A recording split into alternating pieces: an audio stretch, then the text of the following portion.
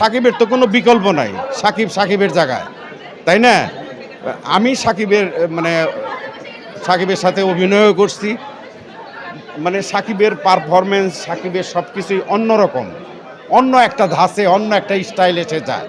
মানে সাকিব খানের কোনো বিকল্প নাই, সাকিবই। এখনো শাকিব খানকে নিয়ে অনেকেই বলে যে শাকিব খান ইন্ডাস্ট্রিতে কি করেছে, কি ভূমিকা আছে, অনেকেই বলছে সেই বিষয়টা। আপনার একজন সিনিয়র অভিনেতা, আপনি অনেকে অভিনয় করেছেন শাকিব ভাইয়ের সাথে, সেই জিনিসটা আপনার কাছ থেকে তো জানা যায়। শোনেন, সাকিব খানকে মানে যারা এগুলো বলে, অনেকে বুঝাও বলে, অনেকে না বুঝাও বলে। সাকিবের বাদ দিয়ে বাংলা সিনেমা হবে না, রাজ্জাক আঙ্কেলের বাদ দিয়ে বাংলা সিনেমা চিন্তা ভাবনা করা যায় না, আলমগীর ভাইয়ের বাদ দিয়ে বাংলা সিনেমা চিন্তা ভাবনা করা যায় না, জসিম ভাইয়ের বাদ দিয়ে চিন্তা ভাবনা করা যায় না। ঠিক সাকিবও ঠিক তাই, সাকিবের বাদ দিয়ে আপনি কেমনি চিন্তা করবেন? সাকিবের বিকল্প কেউ বাইর করে দেন আমারে যে হ্যাঁ সাকিবের বিকল্প একজন আছে। আপনি তো অনেক শাকিব খানের সাথে অনেক সিনেমায় কাজ করেছেন, কাজ করতে যে এমন কিন্তু এক্সপিরিয়েন্স আছে যে উনি, অনেকেই বলে মজার স্মৃতি আছে, অনেকেই বলে শাকিব খান শুটিং স্পটে চুপচাপ থাকে, সেই জিনিসটা কোনোভাবে দেখবেন আপনি? না, সাকিবের সাথে কাজ করতে গিয়ে আমার একটা জিনিস ভালো লাগছে, সে খাবারের আগে বা খাবারের পরে সবাই সে নিয়ে একত্র বৈশা খাইতে চায়। বন্ধুসুলভ একজন মানুষ, সে সামাজিকতা বুঝে এবং খুবই ভালো একটা মানুষ। আমার দৃষ্টিকোণ থেকে সাকিব খুব ভালো মানুষ। বাংলাদেশের অডিয়েন্স একটা মুভি মুক্তি পেলে বলে যে কপি করেছে তামিল, তার থেকে বাইরের সিনেমা থেকে কপি করেছে, উনিদের জন্য কি বলার আছে আপনার? আসলে সত্যি কথা কি বুঝছেন, আমরা কিন্তু বলতে পছন্দ করি, ঠিক আছে, যাচাই বাছাই করতে পছন্দ করি কম। কাজে এটা তো বলবেই, মানুষের নেচার, যে এইটা অমুকের নকল করছে, তমুকের নকল করছে, এইরকম করছে, ওই রকম করছে।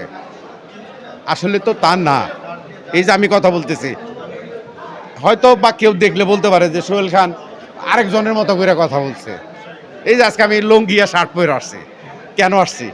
এটা আমার কাছে কেন জানি মনে আপনার ঐতিহ্য। না, ঐতিহ্যর জন্য না।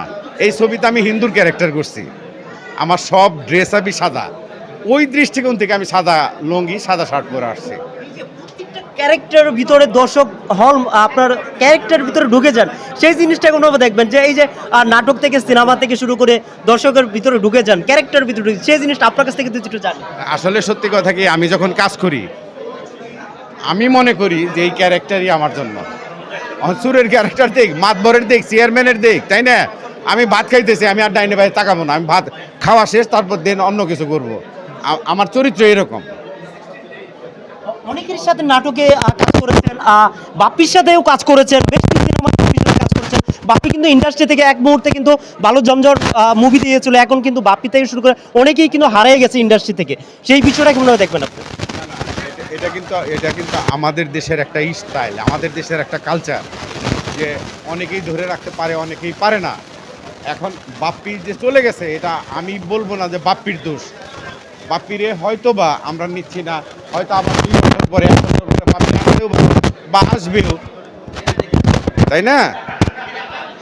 আরেকটা জিনিস দেখবো যে মুশাররফ খান ভাইয়ের চক্করও কিন্তু মুক্তি পেয়েছে ঈদে, কিন্তু ভালো ব্যবসা করতে, সব সিনেমাই ভালো ব্যবসা।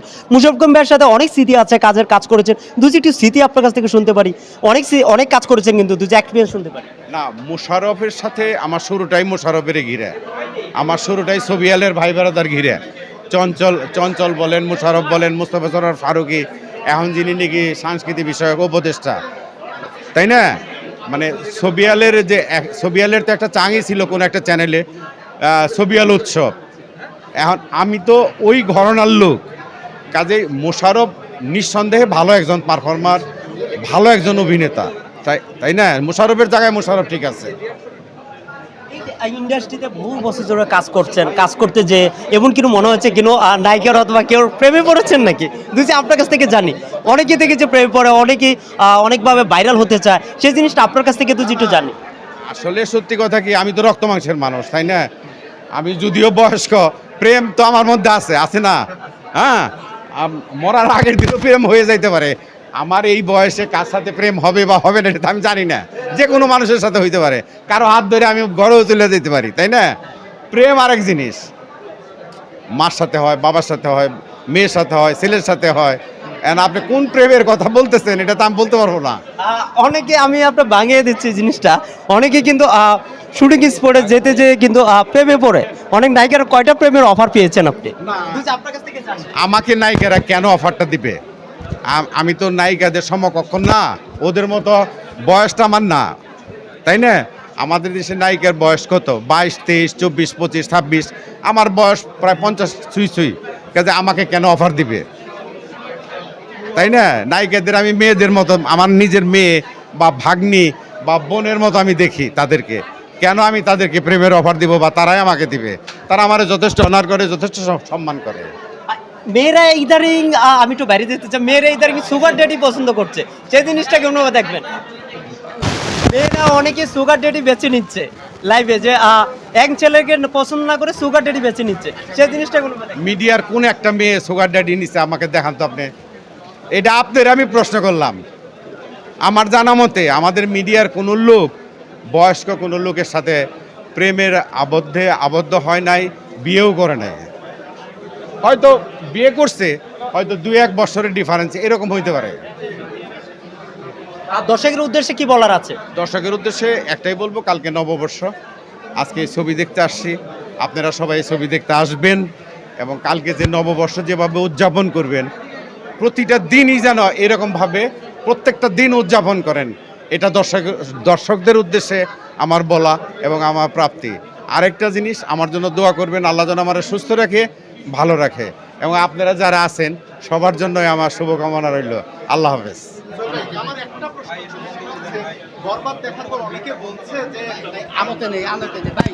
একটা জিনিস দেখছি যে শাকিব খানের বরবাদ কি অথবা দেখেছেন আপনি? যে আর্টিস্ট সব সিনেমাই দেখেন, সিনেমা কি দেখেছেন? না না, সাকিবের যে বরবাদ ছবিটা, যেটা মানে আরও যে কিছু ছবি আমি দেখছি, পুরো ছবি আমার দেখা হয় নাই, মানে আমি যতটুকু পারছি দেখছি হলে ঢুকে, ভালো গেছে, ভালো হয়েছে।